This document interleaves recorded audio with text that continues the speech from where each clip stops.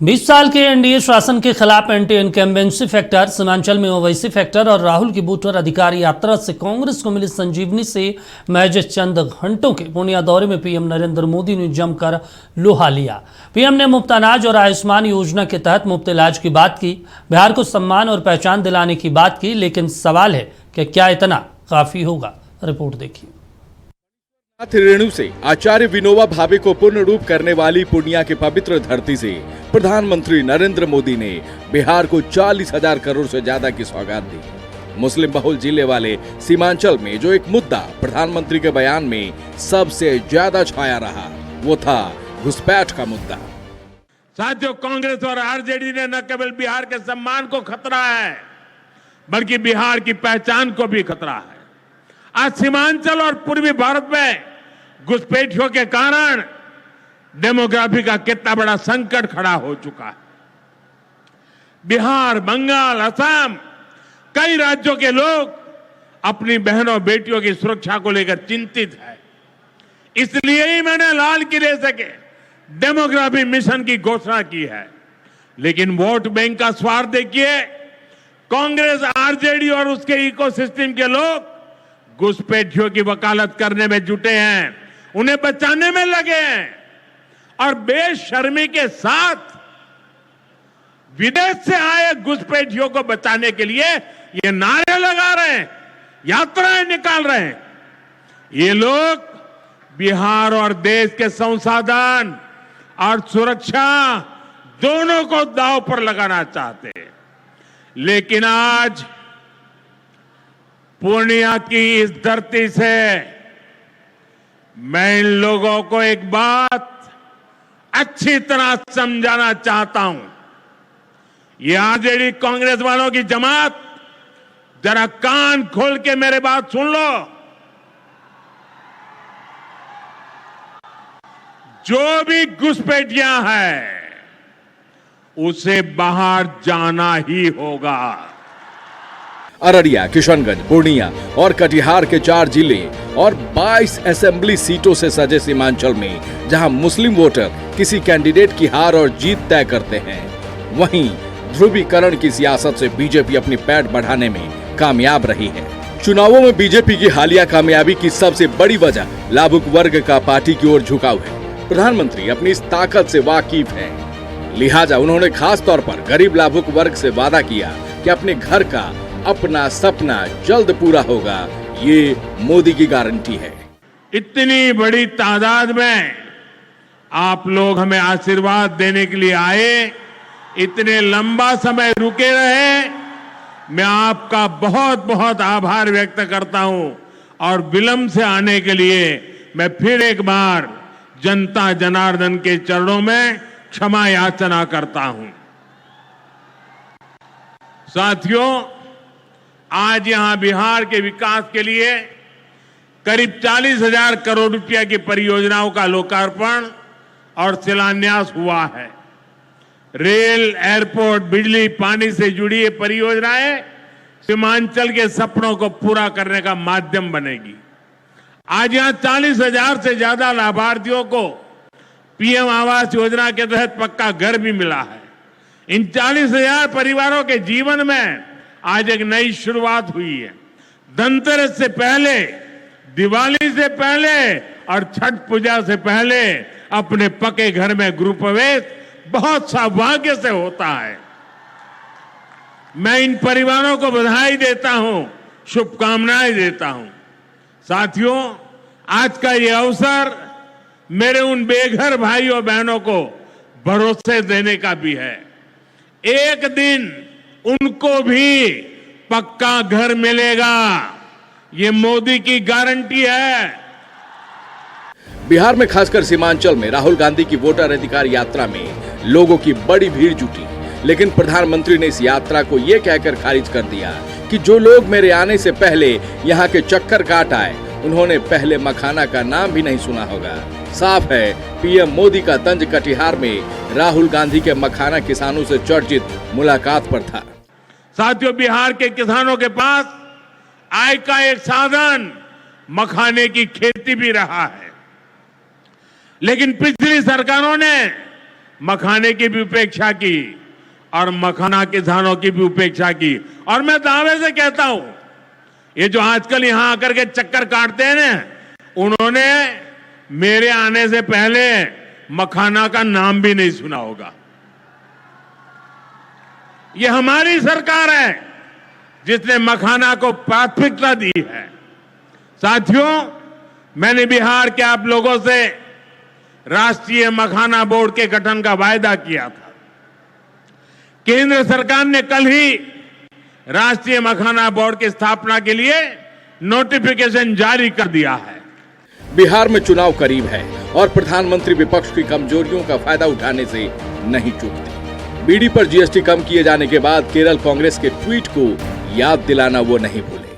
Made in Bihar rail engine Africa तक export होकर जा रहा है, लेकिन ये सब कांग्रेस और आरजेडी वालों को पच नहीं रहा है। बिहार जब भी आगे बढ़ता है, ये लोग बिहार का अपमान करने में जुट जाते हैं। अभी आपने देखा होगा, आरजेडी की सहयोगी कांग्रेस पार्टी सोशल मीडिया पर बिहार की तुलना बीड़ी से कर रही है। इन लोगों को बिहार से इतनी नफरत है।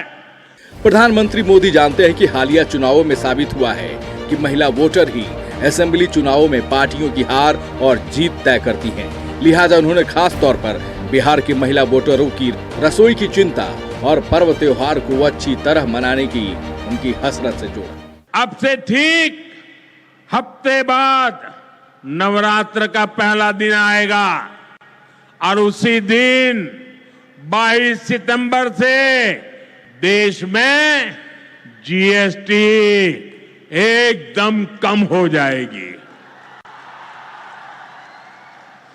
देश में आपकी रोजमर्रा की जरूरत की ज्यादातर चीजों पर जीएसटी में बड़ी कमी की गई है।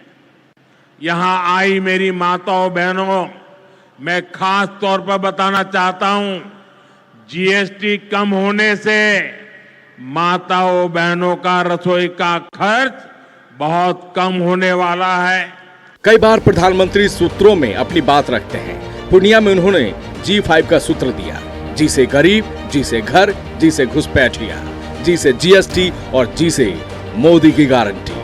प्रधानमंत्री मानते हैं कि राज्य का गरीब सरकारी योजनाओं को लाभुक वर्ग, घुसपैठिया की रणनीति और मोदी की गारंटी पर लोगों के भरोसे से इस बार बिहार में एक बार फिर बनेगी एनडीए की सरकार। ब्यूरो रिपोर्ट, नक्षत्र न्यूज। चलिए, तो प्रधानमंत्री मोदी आए, 36,000-40,000 करोड़ की सौगात दी। अब इस सौगात के मायने क्या हैं? सीमांचल क्षेत्र है, क्योंकि यहाँ पे मुस्लिम बाहुल इलाका भी है। 4 लोकसभा सीटें और लगभग अगर बात करें तो 24 विधानसभा सीटें आती है। और 4 लोकसभा की बात करें तो 3 पे कमाबेश, 2 पे कांग्रेस प्रत्यक्ष रूप से है। और अगर पूर्णिया की बात करें तो अप्रत्यक्ष रूप से पप्पू यादव कांग्रेस समर्थित सांसद माने जाते हैं। तो असर क्या होगा? क्योंकि मखाना, बेरोजगारी, तमाम चीज़ों का प्रधानमंत्री मोदी ने जिक्र किया। चर्चा करने के लिए हमारे साथ 4 मेहमान जुड़ने वाले हैं। 2 जुड़ गए हैं, स्क्रीन पर दिखाई दे रहे होंगे। स्वागत आप दोनों का, कमलदेव जी और मृत्युंजय शर्मा जी। और शुरुआत कर लेते हैं, पहले कमलदेव जी के पास जाएंगे, फिर मृत्युंजय शर्मा जी के पास जाएंगे। कमलदेव जी, महत्वपूर्ण ये हो जाता है, प्रधानमंत्री आते हैं, बी से बीड़ी को भी याद दिलाते हैं, मखाना का भी याद दिलाते हैं। और सीमांचल, पिछले बार अगर देखा जाए तो सीमांचल में बीजेपी अच्छी मजबूत स्थिति में रही थी, बीजेपी और जनता दल यूनाइटेड भी। इस बार क्या लग रहा है आपको? देखिए, नैरेटिव तय करना बीजेपी के लोगों को खूब आता है और जुमलेबाजी के नैरेटिव पर जनता ने भरोसा भी किया है। जब 11 साल से वो केंद्र में सरकार में है और 2005 से एनडीए यहाँ बिहार में सरकार से। लेकिन अब तक बात होगी कि 11 साल में आपने क्या किया और 20 साल, 21 साल में बिहार में आपने क्या किया। अब पिछले स्लोगन पर जाइएगा, उससे कुछ नहीं होना। अब रही बात की मोदी जी को बोलना चाहिए कि 2025 में चुनावी वर्ष है, इसके पहले 24, 23, 22 में कब हुआ है बिहार में।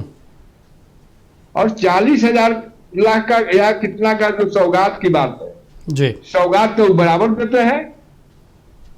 इस बार के सौगात में एक अंतर है, जो बिहारियों के लिए सम्मान की बात है कि इस बार मोदी जी ने बिहार का बोली नहीं लगाया। आपने देखा होगा कि 1,25,000 करोड़ या क्या जो उन्होंने बोली लगाया था जी। कि 50 लाख करोड़ दे दूं, 80 लाख करोड़ दे दूं, चलो 1,25,000 करोड़ दे दिया जी। वह पैकेज कहां है, कहां कहां खर्च हुआ है, इसका तो डाटा इन लोगों ने आज तक नहीं दिया। जी। मखाना बोर्ड का इनाम उन्होंने लिया। मखाना बोर्ड का गठन कब हुआ? मखाना तो आज से बिहार में पैदा नहीं हो रहा है।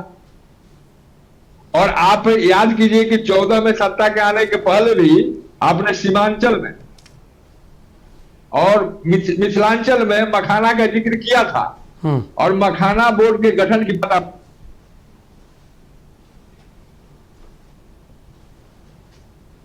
पहले जो वादा किए हैं इस देश के सामने जी और इस राज्य के सामने, उसमें आपने कितना पूरा किया उसका डाटा सामने दीजिए ना, उस पर बात कीजिए। क्या आपने 2 करोड़ प्रति वर्ष रोजगार देने का बात किया था? केंद्र में 11 साल 22 करोड़ रोजगार दिया आपने। क्या आपने 11 साल में कोई वैसा बड़ा इंडस्ट्री बिहार में लगाया? अभी जीएसटी की बात कर रहे हैं जी। और जिस जननायक पर उन्होंने टिप्पणी किया कि जिसको मखाना के बारे में जानकारी भी नहीं है, वो मखाना किसान के खेत में गए। अरे भैया, मणिपुर में महिलाएं मर रही थी, जल रही थी, वहां आप 2 साल के बाद गए हैं, लेकिन राहुल जी तो वहां भी गए थे और यहां उनके यात्रा से आपको दर्द क्यों हो रही है? चलिए ठीक है। और आप उड़न खटोला जो लेके आते हैं वह जनता के पैसा से लेके आते हैं, लेकिन राहुल जी अगर यात्रा कर रहे हैं तो पार्टी के खर्चे पर यात्रा कर रहे हैं। चलिए ठीक है। तो आप सरकार का पैसा, जनता का पैसा चुनावी वर्ष में पार्टी के काम के लिए आप भाजपा के पीएम है कि देश के पीएम है? चलिए ठीक है। मृत्युंजय जी सवाल जवाब दे दीजिए। कमलदेव जी बहुत सारे सवाल उठा दिए। सबसे पहले तो मुझे हंसी आती है कि क्या मजबूरी रही होगी कि एक ऐसे व्यक्ति को जिसने साबित कर दिया है पिछले अपने 20 वर्षों में कि वो किसी भी तरह किसी भी क्षेत्र में किसी भी काम के शायद लायक नहीं हो, 100 में से 90 चुनाव हार गए हो, उनको लोग जननायक बोलते हैं। मुझे लगता है शर्म आनी चाहिए। जननायक कर्पूरी ठाकुर जी को बोला जाता है। किसी एंगल से ये व्यक्ति कर्पूरी ठाकुर जी के सामने ठहर सकता है? इसको कुछ भी बोल दीजिएगा। मतलब आप चरण वंदना करने के लिए जननायक बोल दिए। कैसे हो गया भाई जननायक? किसने कहा जननायक? आप कह दिए इसलिए जननायक हो गया? मजाक कर रहे हैं। दूसरा, वो मखाना के खेत में गए, उस इंसान को मखाना के खेत में जाते हुए हमने देखा है, मोजे पहन के चला गया मखाना के खेत में। देखा आज तक किसी आदमी को आपने मोजे पहन के जाते हुए मखाना के खेत में? ये कह रहे हैं उड़न खटोला लेके आते हैं, वो सरकार का खर्चा है। और ये जो छुप छुपा के विदेश जाते हैं, 9 महीने में पिछली बार 6 बार विदेश गए छुप छुपा के। वो किसके पैसे से जाते हैं? बिना सीआरपीएफ को बताए 2020 से लेके अभी तक 120 बार सिक्योरिटी प्रोटोकॉल का ब्रीच कर चुके हैं व्यक्ति। वो जो विदेशी दौरों पे जाते हैं बिना बताए, वो क्यों जाते हैं बताइए थोड़ा ना। और जब जाते भी हैं विदेशों में तो अपने देश को गाली देकर आते हैं। कोई भी एक विदेश दौरा भी निकाल कर दिखा दे ये कांग्रेस के महान प्रवक्ता जिसमें उन्होंने जाके भारत की बड़ाई की हो। मैं सिर्फ इतना कह रहा हूं और कुछ नहीं कह रहा हूं। जिस देश में रहते हैं उस देश की बड़ाई कर दी हो, वो भाषण मुझे निकाल के दिखा दे। वो सिर्फ जाके यही कहते हैं कि हमारे देश में लोकतंत्र टूट चुका है, इलेक्शन कमीशन खराब है, सारे इंस्टीट्यूशंस बेकार हो चुके हैं, वहां लोग खुश नहीं हैं, वहां पे क्रांति आनी चाहिए। इस प्रकार के भाषण देते हैं वो। तो इस प्रकार के नेता और कांग्रेस की स्थिति आज इसीलिए पिछले 35 वर्षों से ना कांग्रेस की यही स्थिति है बिहार में और आगे आने वाले 35 वर्षों तक भी यही स्थिति रहेगी। कांग्रेस सिर्फ और सिर्फ वहां पे सोचिए ना, चौथी नहीं समझ लीजिए, अगर कम्युनिस्टी को सारों को जोड़ दीजिए 5वें नंबर की पार्टी है बिहार में। क्या बोलेंगे किसी और को? सबसे बड़ी पार्टी है बिहार के और ये 5वें नंबर की पार्टी आज ज्ञान दे रही है कि कितना बड़ा इन्होंने बदलाव ला दिया है। 80 से 90 के दौर में इनकी सरकारें थी, वहां पे 2 बार पूर्ण बहुमत की सरकार थी, 5-5 साल लगातार, 10 साल, और उस 10 साल में 6 मुख्यमंत्री बदल दिए। क्यों? क्योंकि इंदिरा गांधी को पसंद नहीं आता था कोई मुख्यमंत्री, फिर राजीव गांधी को पसंद नहीं आता था कोई मुख्यमंत्री। आज ये दलित वंचित और पिछड़ों की बात करते हैं, उन 6 में से कितने मुख्यमंत्री दलित वंचित थे? 6 के 6 अपर कास्ट के थे। ये सब लॉजिक में बात करना नहीं आएगा ना। इनको जननायक बना देना, राहुल गांधी के चरण वंदन अपने घर में कीजिए, उनके घर में जाके कीजिए, हो सकता है टिकट विकट मिल जाए। जननायक नहीं है वो, और मत बोला कीजिए जननायक, गलत है ये शब्द उनके लिए। वो व्यक्ति जननायक नहीं हो सकता है जो व्यक्ति देश और देश के बाहर देश को गाली देता रहता है। कर्पूरी ठाकुर हमारे लिए जननायक थे, वही हमारे लिए जननायक रहेंगे, मत बोला कीजिए। चलिए ठीक है, अमित जी हमारे साथ जो जुड़े हुए हैं स्टेट हेड हैं बिहार के, अमित जी के पास चलते हैं और उनसे हम समझ लेते हैं, क्योंकि वो आज पूर्णिया में मौजूद थे और पूर्णिया में जब प्रधानमंत्री मोदी जनसभा को संबोधित कर रहे थे, क्या कुछ उन्होंने कहा है वो हम समझ लेते हैं। अमित जी आवाज़ पहुंच रही है? चलिए अमित जी के पास आवाज़ नहीं पहुंच रही है, लेकिन कमलदेव जी जवाब दे दीजिए। मृत्युंजय जी कई सवाल उठा दिए आपके ऊपर भी, पार्टी के ऊपर भी। मृत्युंजय शर्मा जी का हम जवाब दे देते हैं जी। मृत्युंजय शर्मा जी, जरा मोदी जी का स्क्रिप्ट पढ़िए विदेश में, जो उन्होंने जाकर कहा था कि मुझे शर्म आती है कि हमने इंडिया में जन्म लिया है। बताना पड़ेगा क्या? डाटा तैयार करके आइए, पढ़ के आइए। और रही बात राहुल जी को जननायक कहने का, तो यह यात्रा उनका बता दिया है कि जननायक है और जनता का धोकर लाया हुआ बिल नहीं था, जन सैलाब था जी, है ना। तो आप जो कह रहे हैं कि कहीं टिकट उकट मिल जाएगा, क्या जाने आप कहीं चुनाव लड़े हैं कि नहीं लड़े हैं, लेकिन मुझे टिकट लेने का सपना पूछ चुका है। हाउस में जाना ना जाना उस नसीब पर डिपेंड करता है। आप अपना सीएल बना लीजिए कि जो मोदी जी आडवाणी जी का सीएल खराब कर सकते हैं, मुरली मनोहर जोशी जी का सीएल खराब कर सकते हैं, आपके जैसे मृत्युंजय जी के प्रवक्ता का सीएल का क्या माने रखते हैं? आप डिबेट में बोल के अपना कुछ ग्राफ बढ़ा सकते हैं, लेकिन हमको डायरेक्शन आप नहीं दीजिएगा कि हम किसको जननायक कहेंगे और किसको जननायक नहीं कहेंगे। जनता जननायक का परिभाषा तय करती है। आपके जैसा लॉलीपॉप, भारत रत्न का लॉलीपॉप नहीं बांटता है कांग्रेस एक प्रक्रिया के तहत काम करता है। ठीक है। और जो कहे कि विदेश में जाकर वो कहां से जाते हैं, वह पब्लिक के पैसा पर नहीं जाते हैं, वो अपने धन से जाते हैं। और किसी देश का प्रधानमंत्री जिस राज्य में विधानसभा का चुनाव हो, हर विधानसभा में 5 गो सभा नहीं करता है, और अपने सभा में भीड़ जुटाने के लिए सरकारी तंत्र का दुरुपयोग करके शिक्षक को लगाया गया है ड्यूटी में, आदेश पारित करके कंडक्टर का काम दिया गया है। यह अधिकार आपको कौन दिया? भाषण दे रहे हैं, अपने कर्तव्यों को देखिए ना। लेकिन सबसे बड़ा दिक्कत यह है कि जुमलाबाजी करने का आप लोगों का आदत है, हेथोरोलॉजी करने का आप लोगों का आदत है। हेथोरोलॉजी कीजिए ना। चलिए ठीक है। आप कौन को फैक्ट्री लगाए हैं बड़ा बिहार में, बता दीजिए। चलिए ठीक है। रोजगार की बात करते हैं। अमित जी जुड़े हुए हैं हमारे स्टेट हेड भैया, वो पूर्णिया में आज मौजूद थे। पूर्णिया में क्या कुछ देखने को मिला अमित जी, और स्थिति क्या रही, लोगों में क्या उत्साह था?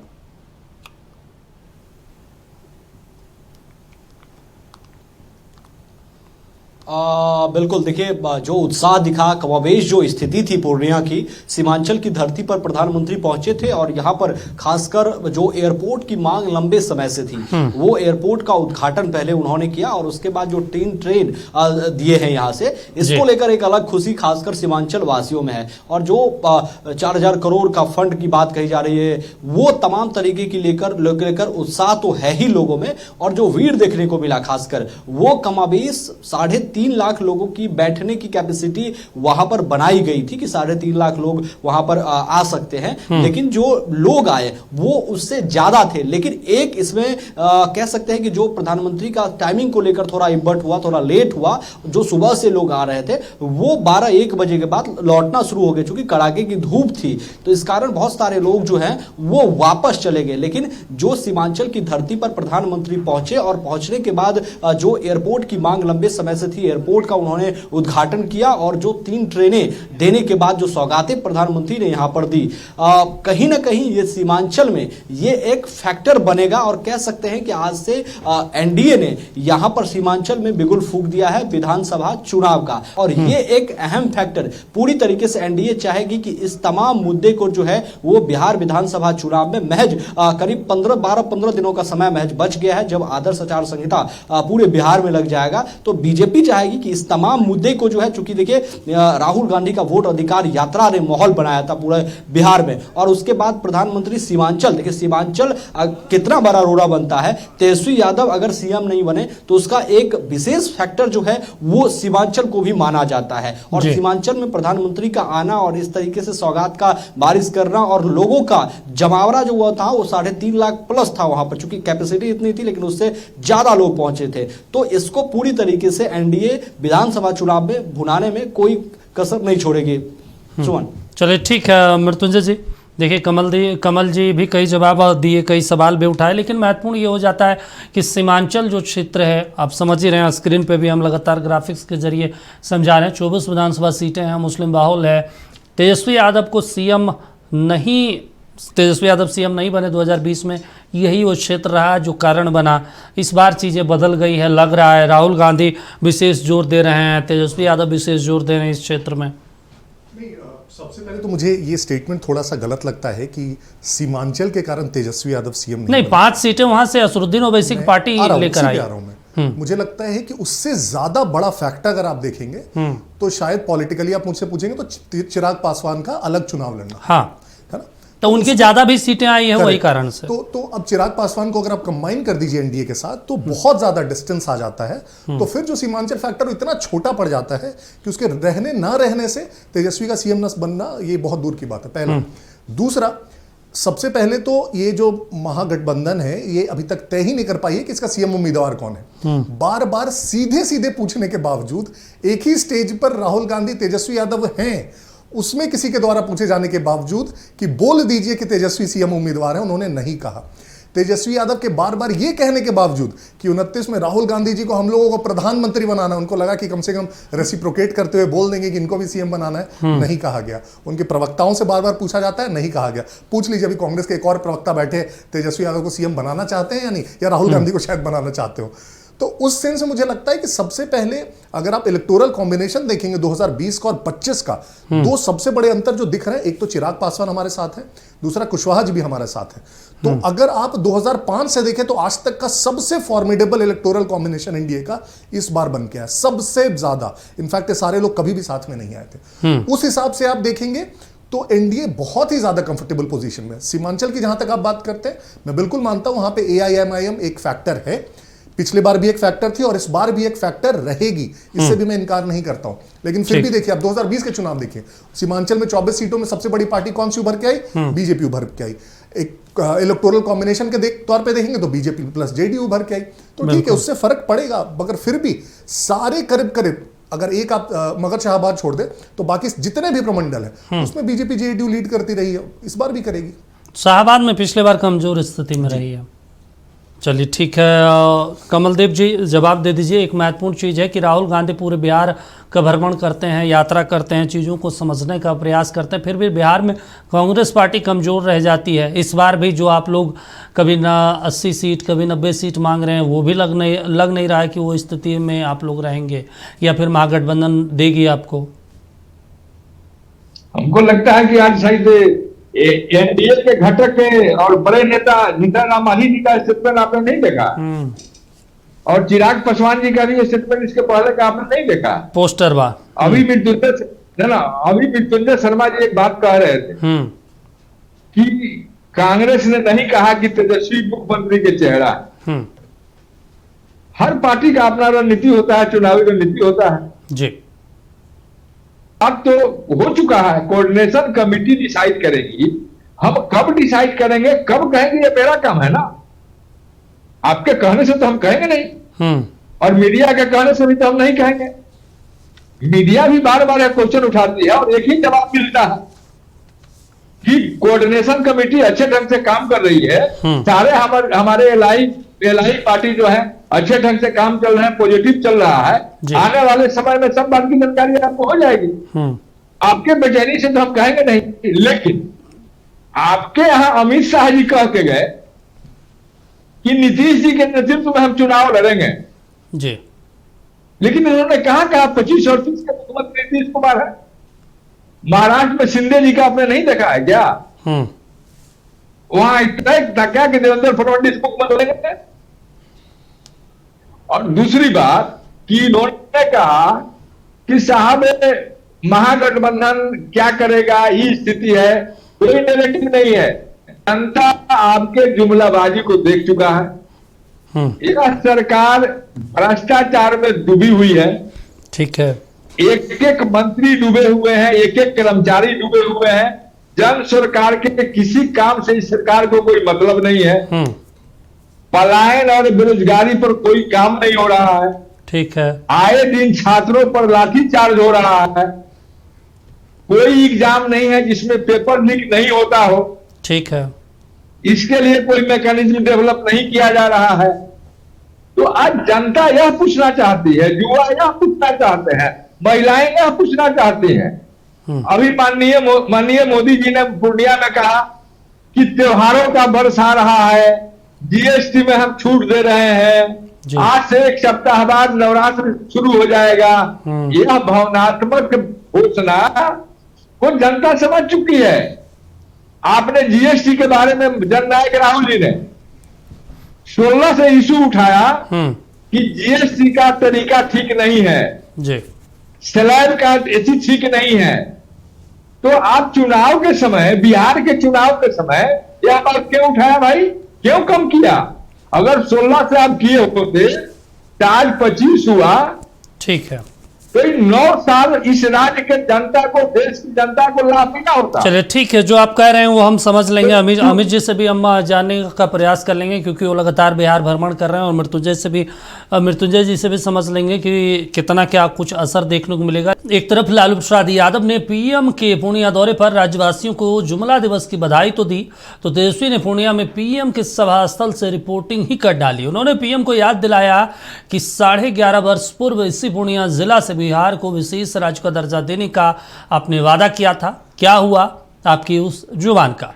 आइए आपको दिखाते हैं नेता प्रतिपक्ष तेजस्वी यादव की ऑन साइट रिपोर्टिंग क्या कुछ रहा।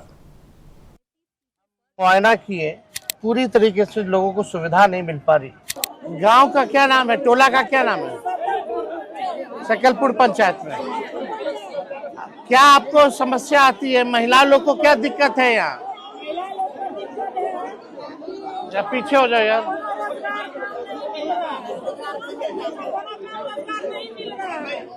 कोई काम नहीं है, रोजगार नहीं है, और महंगाई से परेशान है।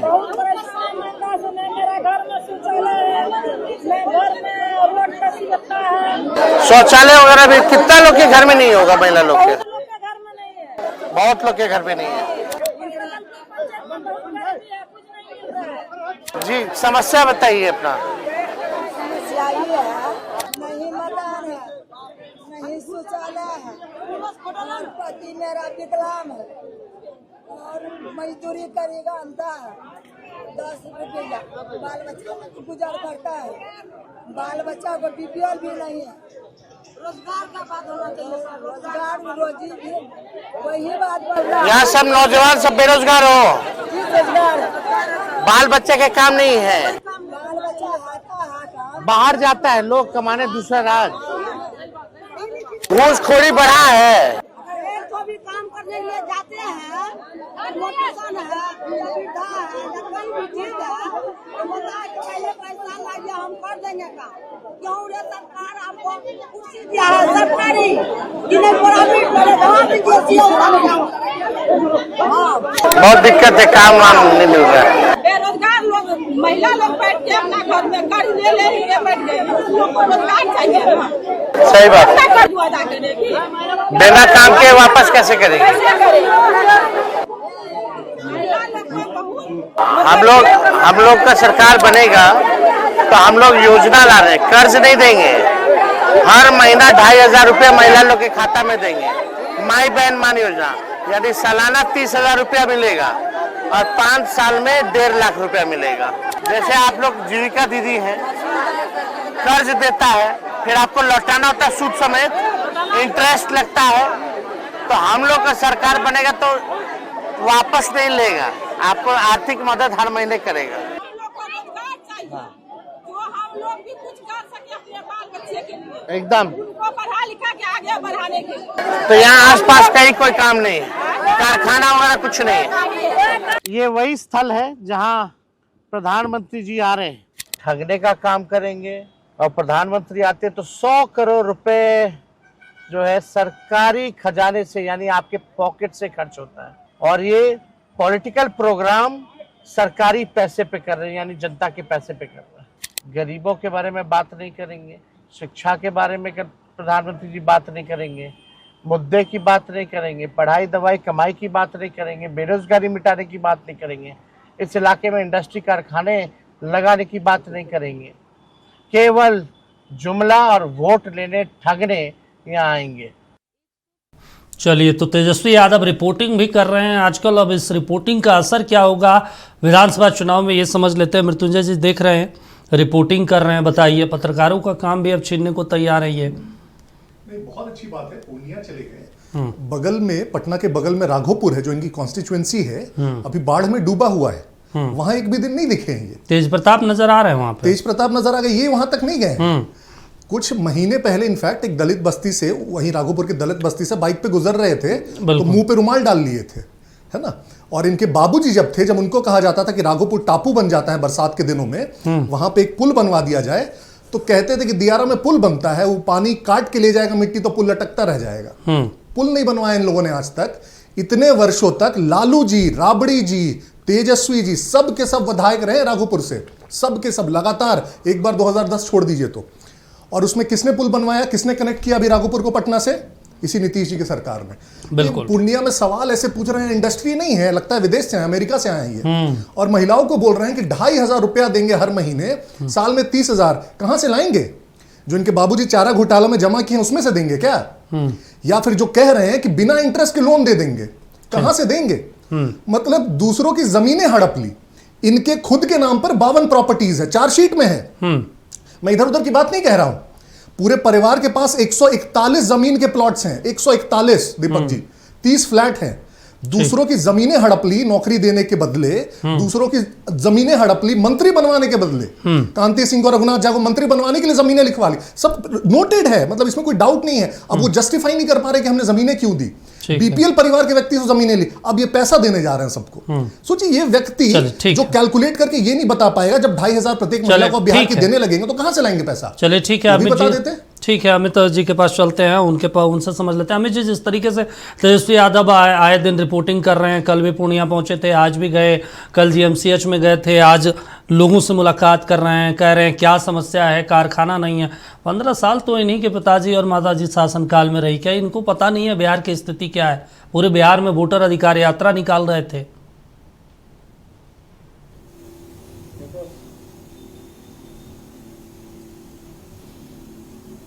बिल्कुल, देखिए दोनों चीज का अपना अपना मतलब था। अभी जो तेजस्वी यादव घूम रहे हैं, जगह जगह जाके रिपोर्टिंग कर रहे हैं, चीजों को दिखा रहे हैं। देखिए, एक एंगल से जब नेता अगर सड़क पे हो या नेता घर घर जाकर, अगर बड़े नेता जाकर पूछे, तो स्थिति परिदृश्य कुछ अलग हो सकता है। अमूमन होता है क्या कि जो राहुल गांधी को लेकर भी ये परसेप्शन था कि राहुल गांधी तो सोने के चम्मच लेकर जन्म लिए हैं और घरों से निकलकर बाहर नहीं जाते हैं। आपने देखा कि जिस तरीके से उनका पहला न्याय यात्रा शुरू हुआ था, कितना प्रभावशाली रहा था। और जब बिहार में खासकर अभी वोटर अधिकार यात्रा करके वो निकले हैं, तो कहीं ना कहीं माहौल जरूर, जो इंडिया गठबंधन को लेकर एक परसेप्शन होता था कि चाहे कार्यकर्ताओं में हो या उनके जिला अध्यक्ष तक में भी कोई आपको एनर्जी नजर नहीं आता होगा। लेकिन मौजूदा समय में जो भी उनके, खासकर अगर बूथ स्तर तो छोड़े, मंडल अध्यक्ष के जो नेता है या कार्यकर्ता है, वो भी एनर्जेटिक नजर आ रहे हैं। इसका यही कारण है कि जो बड़े नेता हैं वो सीधे ग्राउंड पे, चाहे आज जाले प्रखंड की बात करें वहां पर, या पूर्णिया पूर्णिया में देर रात पहुंचे थे तो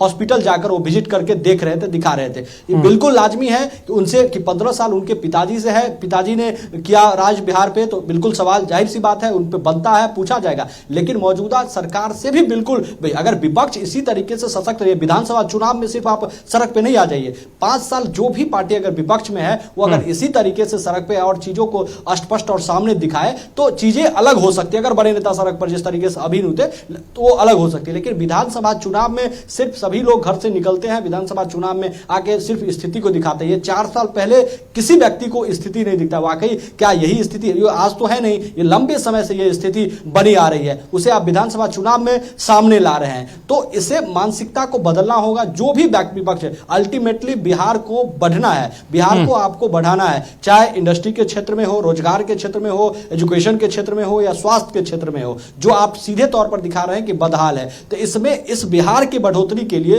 पक्ष और विपक्ष सभी को एक मंच पर आकर जो है बढ़ाने का काम करना होगा। इस तरीके से चुनाव आने पर ही वार पलटवार नहीं, पूरा 5 साल आप इसी तरीके से रहिए तो फिर परिदृश्य बिहार की अलग हो सकती है, बिहार की जनता का भविष्य फिर बदल सकता है। सिर्फ चुनाव आने पर यह ठीक नहीं है। चलिए ठीक है, जुड़ने के लिए, बातचीत करने के लिए, जानकारी देने के लिए शुक्रिया अमित जी। अब कमलदेव जी के पास चलते हैं। कमलदेव जी देखिए, एक महत्वपूर्ण बात तो ये है कि तेजस्वी यादव रिपोर्टिंग कर रहे हैं, आप लोगों की जो पार्टी रही कांग्रेस, उनकी भी लंबे समय तक बिहार में सरकार रही है, 30-35 सालों तक शासनकाल रहा है आप लोगों का। तेजस्वी यादव भी मुख्यमंत्री रहे 2-2 बार, उनके माताजी पिताजी दोनों मुख्यमंत्री रहे, पूरा परिवार एक राजनीतिक घरानों से आता है और अलग अलग क्षेत्रों में काम कर रहा है। इसके बावजूद क्या उन्हें पता नहीं है कि बिहार की स्थिति क्या है? रिपोर्टिंग कर रहे हैं आजकल। दीपक जी, आपको हम सुन रहे थे, आपने कहा कि आपकी भी सरकार 52 से लेकर 90 तक मेरी सरकार थी जरूर, बिल्कुल, बीच में कुछ अवधि को छोड़ दीजिए, 67 से 69 छोड़ दीजिए और 70 से 80 छोड़ दीजिए, मैंने 5 साल की बात अगर छोड़ दीजिए तो बीच में सरकार रही है। तो कम संसाधन में जो काम हुआ बिहार में, ज्वाइंट बिहार में जी, उसको आप देख लीजिए। ज्वाइंट बिहार में जितनी बड़ी बड़ी इंडस्ट्री बनी, चाहे वो आज झारखंड में जो है सो या बिहार में है, भागलपुर, पूर्णिया, इसके बाद बरौनी, बेगूसराय, सब देख लीजिए, बिल्कुल वो कांग्रेस रिजिम का है। दूसरा, बिहार में चीनी मिल का भंडार था, दर्जनों चीनी मिलें थी जी, और बिहार पूरे देश के चीनी का 27% उत्पादन करना था। यह काम कांग्रेस ने किया। कम संसाधन में जो सरकारी इंस्टीट्यूशन जी, विद्यालय में पढ़ाई का स्टैंडर्ड, जो भी अस्पताल थी उसका स्टैंडर्ड और जो सुविधाएं थी वो आप देख लीजिए। कांग्रेस सरकार में ही अंतिम प्राइवेट स्कूल और कॉलेज का टेक ओवर हुआ जी, उसके बाद कोई टेक ओवर नहीं हुआ, देख लीजिए। तो कांग्रेस ने किया, कुछ गलती किया जिसके वजह से 90 में या गलत नैरेटिव तय करके जो अपोजिशन के लोगों ने तय किया उसके हिसाब से सरकार बदली। तो उस दौरान तो लालू यादव भी थे अपोजिशन में महोदय। मैं दीपक जी थोड़ा धैर्य रखिए, मैं जवाब दे रहा हूं। 90 से लेके 2005 तक लालू जी के परिवार की बात होती थी थे जी, और उनने जो गलती किया उसका स्लोगन देखे, जंगल राज आपने कहा, जनता ने आपको 2005 में मौका दे दिया, तो 5 में आप वहीं जीत गए, 10 में आप वहीं जीत गए, तो अब तक कम से कम अपना गीत गाइए कि हम 20 साल में इतना बड़ा बड़ा इंडस्ट्री बनाया, इतना बड़ा बड़ा हॉस्पिटल बनाया। एक पीएमसीएच का नाम ले लीजिए, जिसको वर्ल्ड लेवल का हॉस्पिटल बनाने की बात होती है। बिल्कुल, मैं आपके माध्यम से जानना चाहता हूं कि एक जांच होता है पेट, पीईटी पेट, बहुत इंपॉर्टेंट जांच है, और बिहार में न किसी सरकारी अस्पताल में है और न किसी प्राइवेट अस्पताल में जांच है। ठीक है, यह जांच कराना हो तो बाहर जाना पड़ता है। तो वर्ल्ड लेवल का हॉस्पिटल का यही मापदंड है क्या? आप देखे हैं कि हॉस्पिटल में चूहा मरीज का पैर कुतर दे रहा है, यही स्टैंडर्ड है क्या? ठीक है। तो यह बातें जो है इनको पता नहीं होगी। और केवल लालू जी के जंगल राज पर काम नहीं चलेगा। आपके मंगल राज में डेली मर्डर हो रहा है कि नहीं, चोरी हो रही कि नहीं, बैंक डकैती हो रहा है कि नहीं, इस पर बोलना होगा। ठीक है। आपने कितना रोजगार सृजन किया, आपने कितना बड़ा बड़ा इंडस्ट्री लगाया, इस पर बोलना होगा। अभी मृत्युंजय शर्मा जी कह रहे थे कि कितना मूर्ख है राहुल जी की मोजा पहन के चल गए हैं खेत में। अरे मृत्युंजय शर्मा जी, कितना मूर्ख आप हैं कि आप समझ नहीं रहे कि कितना भावनात्मक है। उनके लिए मोजा मटेरियल नहीं था, उनके लिए भावना यह था कि वो किसान जो मिट्टी में और पानी में काम कर रहे हैं वह क्या अनुभव करते हैं। ठीक है।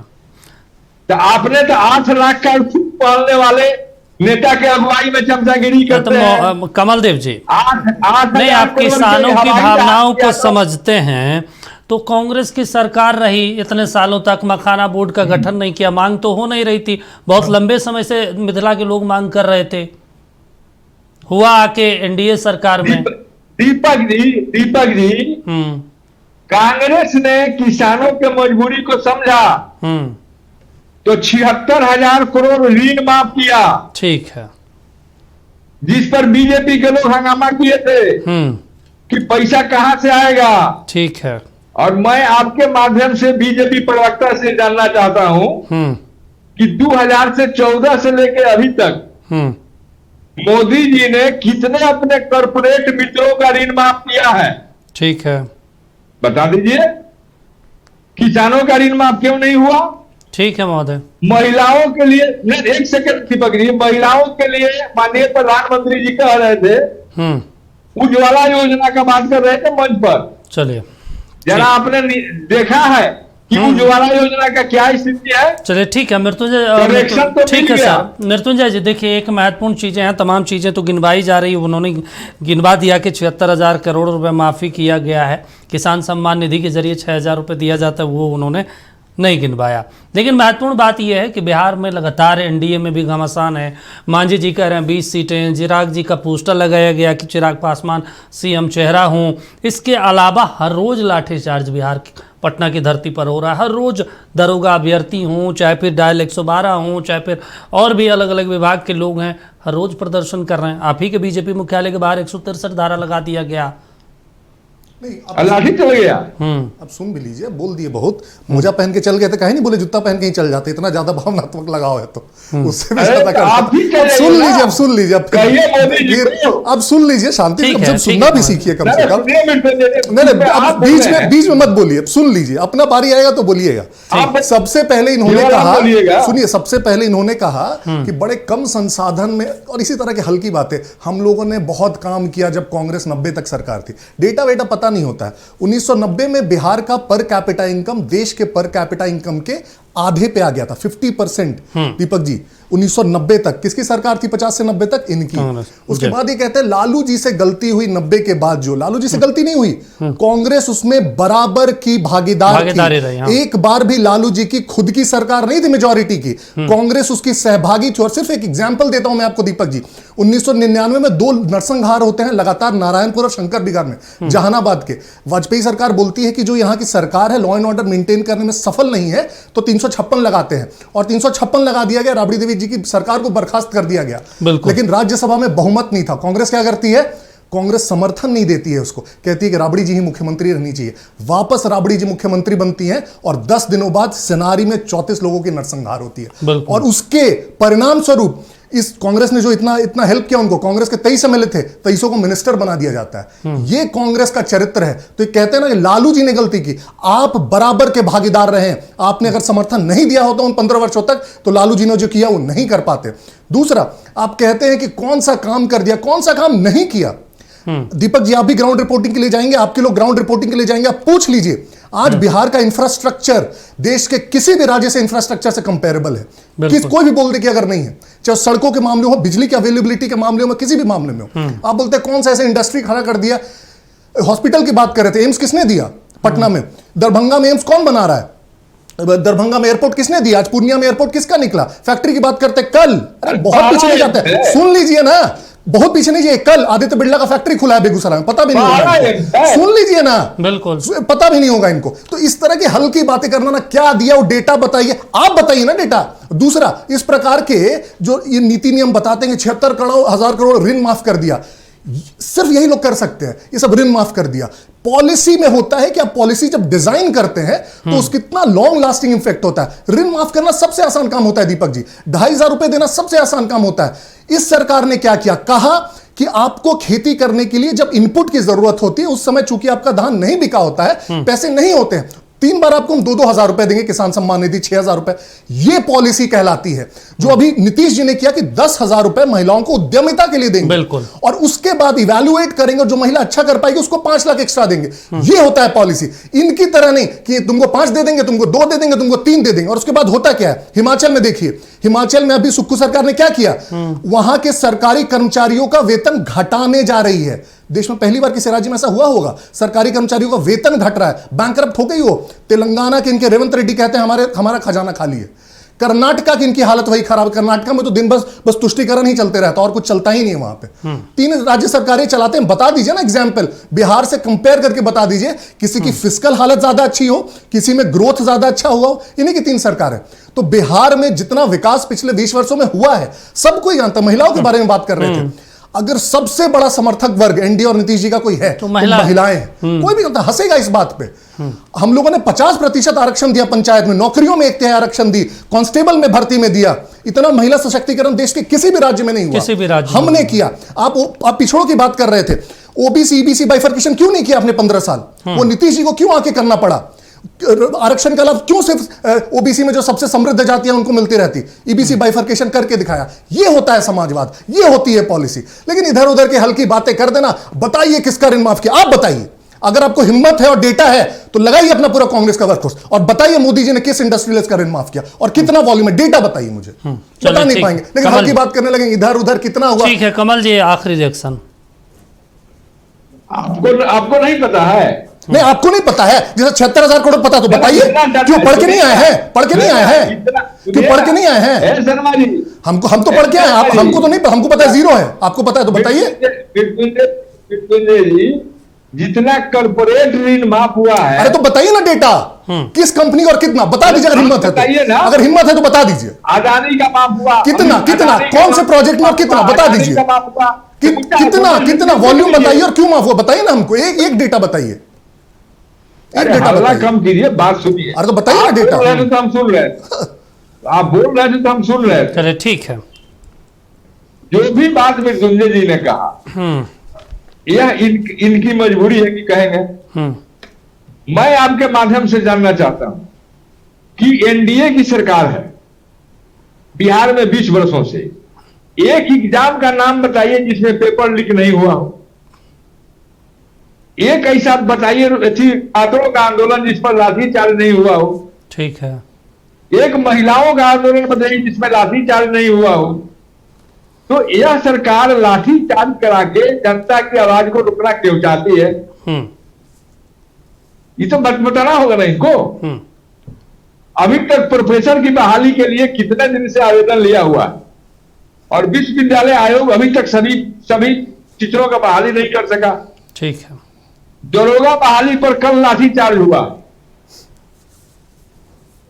और उसमें छात्रों का क्या दोष है? भाई आपने कहा था 23 का है वो मामला, अभी तक क्यों नहीं हो रहा है? छात्रों के प्रतिनिधि से आपके सरकार के लोग बात क्यों नहीं करते हैं? तो केवल जुमलाबाजी करने से और नारा स्लोगन दे देने से नहीं होगा। मृत्युंजय जी, आपका जरूर गिराफ बढ़ सकता है, डिबेट सुन के आपके नेता आप पर प्रभावित होकर बात करेंगे कि हाँ सब आपने कहा। अभी तक जितना बात उन्होंने पूर्णिया में कहा, आप और नरेंद्र मोदी जी ने, लालू जी की बात बार बार ही लोग कहेंगे, क्योंकि बिहार में जब ये आएंगे तब लालू जी के बिना जंगल राज में इनका काम चल नहीं सकता है, ठीक। क्योंकि भय दिखाना है।